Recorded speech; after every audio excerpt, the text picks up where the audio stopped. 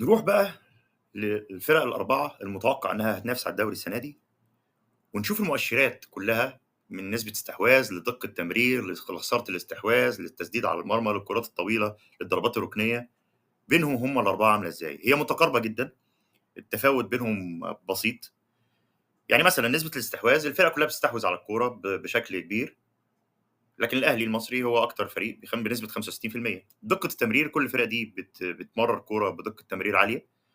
الأهلي المصري برضه 400 تمريرة في المباراة.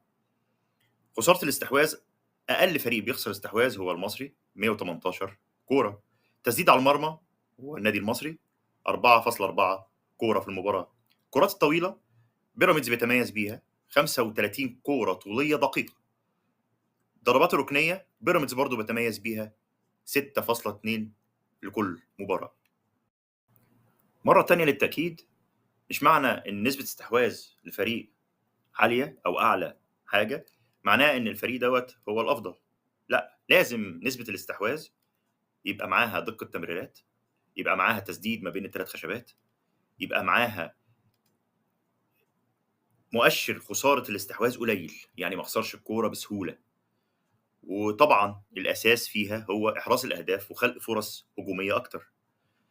أنا حاسس إن إحنا هنشوف نسخة مختلفة السنة دي في الدوري المصري، أتمنى إنها تكون الأقوى. المؤشرات والمتغيرات والمعدلات والبيانات كلها هتتغير بعد الدور الأول، وأكيد هنطلع منها بنتايج